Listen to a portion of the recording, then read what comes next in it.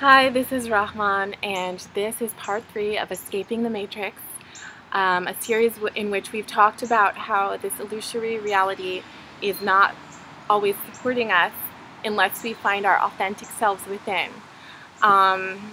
So in video 1 and 2 we talked about ways to do that and understand what's happening in the world. Now I wanted to talk about a third element of this, which is interpersonal reactions and relationships, and a really great book that has discussed this is the Celestine Vision. So I'll also be reviewing this book.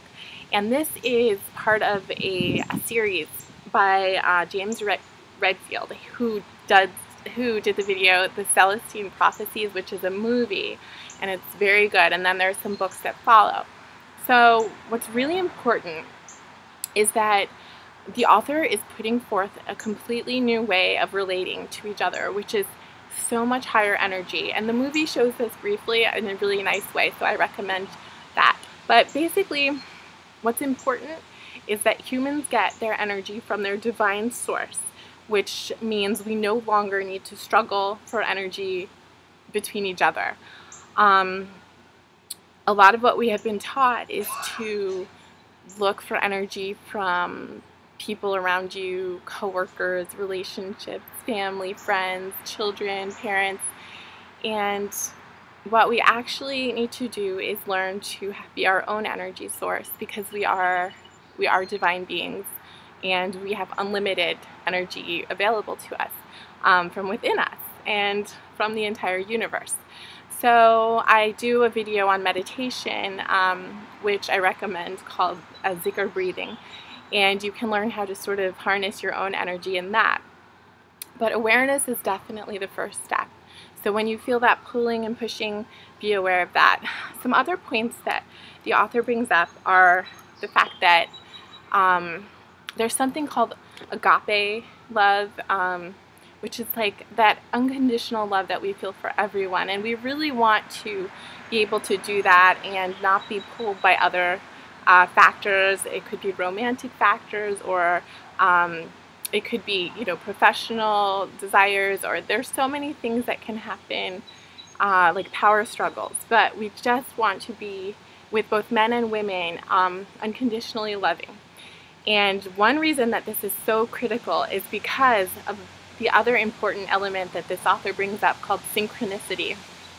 Synchronicity is when we are able to align with our purpose so well that people and events and circumstances start to come to support us on our path. And we are aware and alive and excited about these synchronistic events and meetings and conversations. So being in a state of love with people and not having a war for energy is important, and also being aware of your inner energy and your purpose is important, so that you can receive those signs and those messages from the universe about your wonderful path. So that's one important thing that comes up.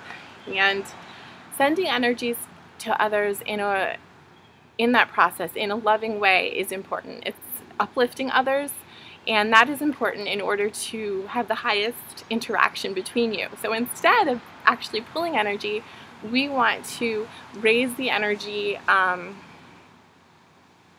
by imagining just that they are in their best state, and that you are interacting with their highest, most beautiful qualities and potentials.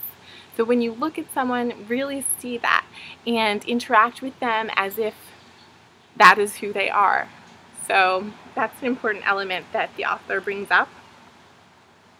And being authentic about your purpose is important, because if you don't share the real visions that you have, or intentions or goals, then you won't be able to necessarily receive that feedback that you're looking for, that is from the universe, those special messages to you. Let's see if there's anything else. Having good support groups and people who can send energy to each other, it's really a beautiful vision, honestly, the idea that we can all be uplifting each other and seeking the highest messages through our interactions with each other. The same goes for parenting. If you have children, being supportive of their authentic expression of their soul, as opposed to the control dramas and power struggles that might be kind of a karmic thing that you might play out unconsciously. So this is just really a good book that I recommend, and if you can read it or pick up the movie, I think that you'll definitely benefit from the principles of relationships that are discussed in the middle of this book, around page 150. So take care, and I wish you the best.